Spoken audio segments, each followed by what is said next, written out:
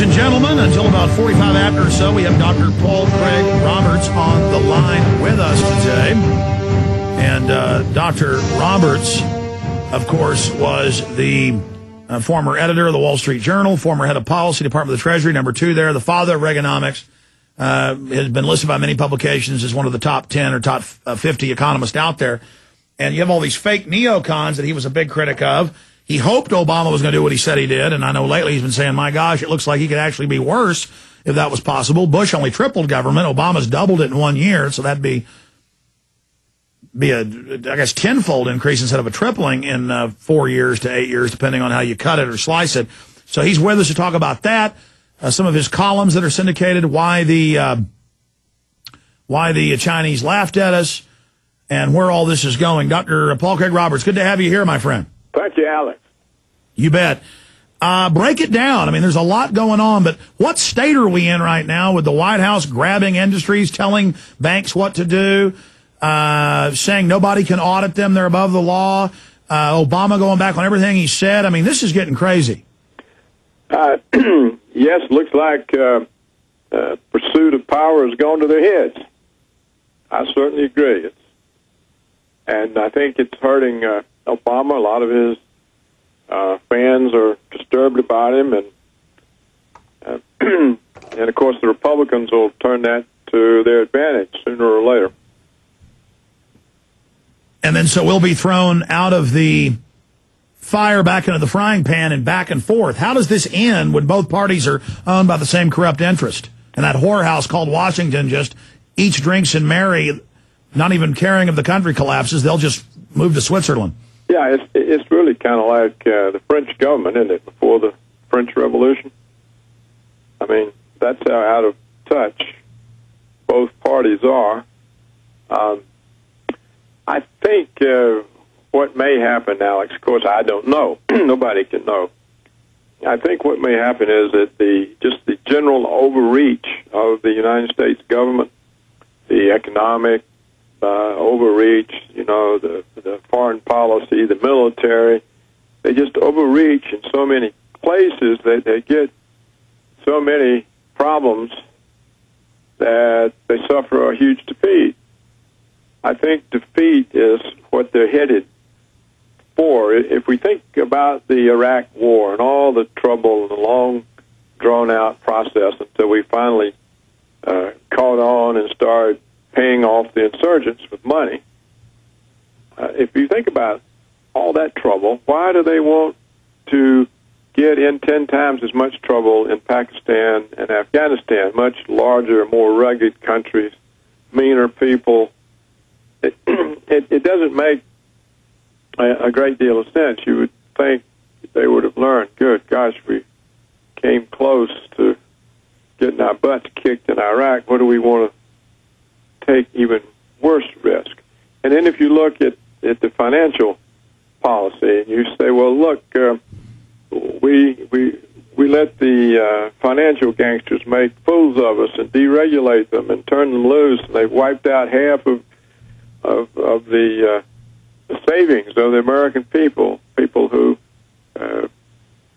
denied themselves consumption and put away money for their old age, and now the banksters have destroyed half of it, and we let them con us into deregulating them and giving them a free hand to rip people off.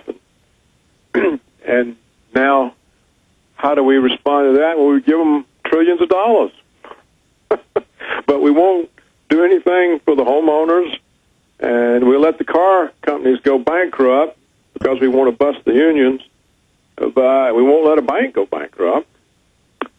And how do they think that plays with people? I mean, even the brainwashed American public sees through all that. And then the question is these deficits.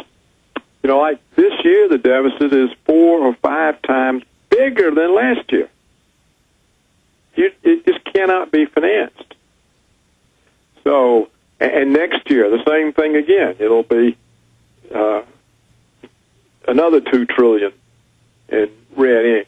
When you have half of your budget in red ink, that's like when you're in a major war, like World War II or something.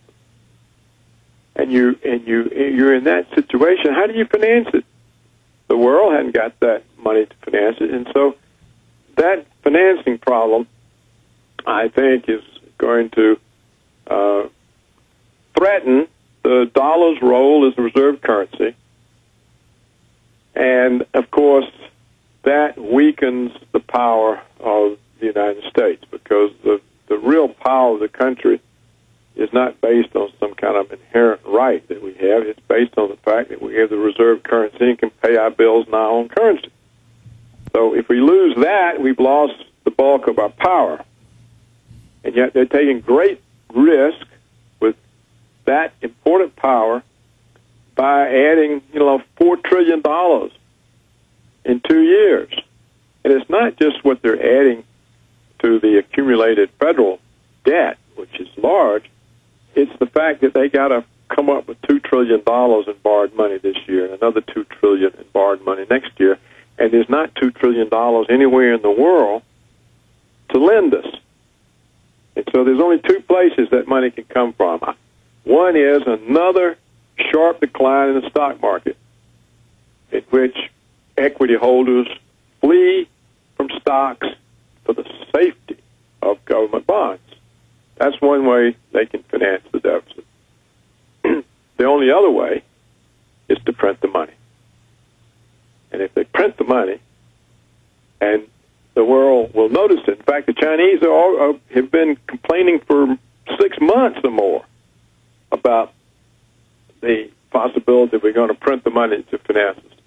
And they keep complaining in louder and louder voices. And recently, in Beijing, the audience that the Treasury Secretary Geithner had laughed at him because he was so stupid. He didn't even understand that he cannot simultaneously tell the Chinese that he wants a strong dollar, but he wants the Chinese currency to rise. And that their investments are safe. Their dollar investments are safe. Well, obviously, if the Chinese let their currency rise relative to the dollar, their dollar holdings are worth less. And they're not safe. They're getting less dollars. But Dr. Roberts, Geithner, that little pinhead, he's not stupid. He knows that was pure bull. I guess he just thought he was talking to an uneducated American audience on economics instead of a Chinese, group of college students who were mainly economics students. I don't know, Alex. Maybe, but it's a terrific risk to take. We're the superpower. We're the financial superpower. We rule the world, and the university audience laughs down the Secretary of Treasury of the United States. No, I agree, but I think he's so arrogant. I think he's so arrogant he thought he'd get away with it. I agree with you that it's a big risk, and that the luster, the aura, the cloak of infallibility of the private Federal Reserve and these bankers and these corporate crooks is starting to fade. And you're right, that's a danger. It's good to have their power fade, but it's also in a way bad, because when they fall over like a giant oak tree on us, it could crush us. But I guess it's better than being their slaves. But the question I've got for you then on this issue is, where does it go? Because in layman's terms, they're already monetizing debt. Isn't the Federal Reserve and the Treasury already engaged in chicanery with each other when people don't buy all the bonds they put out on the market? Or how do you see this unfolding? Is there any way out of this? And then B, isn't this like a Mexican standoff? It's kind of crazy like a fox or a method to the madness. Bernanke and them know that China has its main investments with us, so if they start dumping the dollar, they're going to destroy their own market. But at a point, it won't matter because it'll start inflating currencies. And then, you're the economist. Explain it to me. Well, so far, Alex, it's going just as I predicted. I said that when they announced they were going to buy $1 trillion of debt, $300 billion in Treasury bonds and $700 billion in mortgage bonds, I said, well, that's monetization, and that's going to drive up the interest rates, drive down the bond prices. And lo and behold, it's exactly what's happened.